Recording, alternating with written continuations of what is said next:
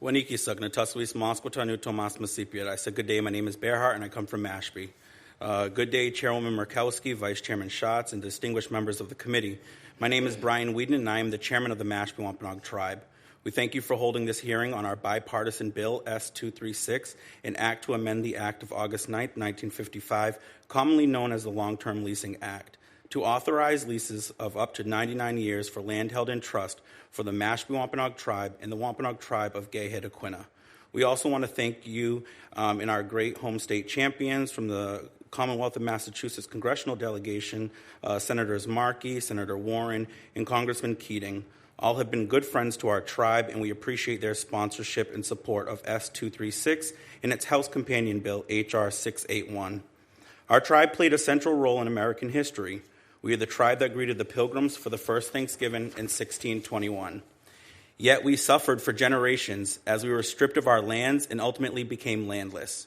Only recently have we been able to reestablish a modest federally protected reservation within our historical territory on Cape Cod in Massachusetts.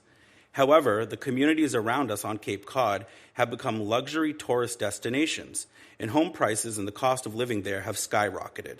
In our own homeland, our people have a very hard time finding affordable housing and otherwise making ends meet. And our tribe has had very few resources with which to develop a tribal economy to support them.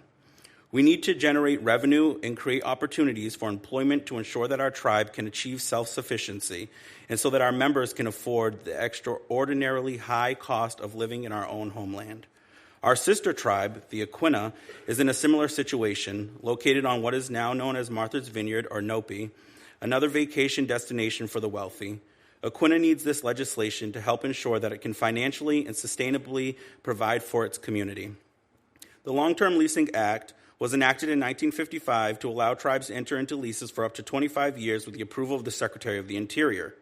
In the decades following, it has become clear that the longer-term leasing authority is necessary to enable tribes to truly and responsibly plan ahead for the next 7 generations.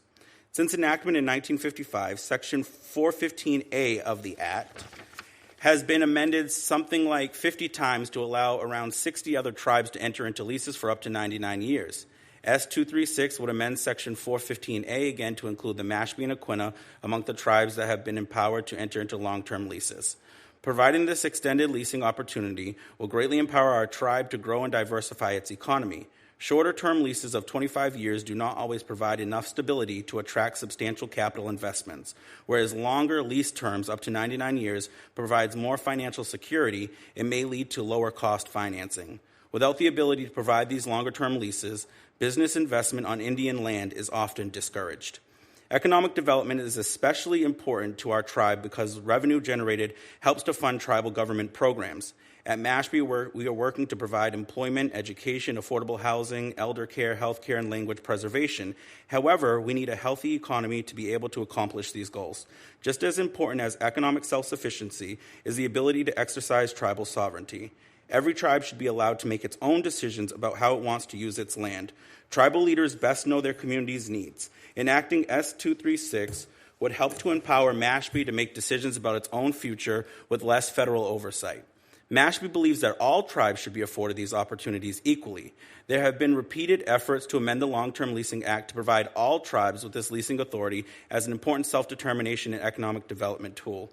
Mashpee strongly supports the bipartisan Unlocked Act introduced by Vice Chairman Schatz and co-sponsored by Chairwoman Murkowski, and we appreciate that the bill also provides tribes with greater autonomy related to the rights of way in addition to long-term leasing. We thank you for including consideration of S.236 in the committee's hearing today. We urge the committee to do all it can to move this legislation forward to help ensure its passage in the 119th Congress. We also thank you all on this committee for the tremendous and important work you do for all of Indian country. Katabatush, thank you for your time today, and I'm happy to answer any questions. Thank you, Chairman. We next turn to the Honorable Tina Gonzalez. Welcome.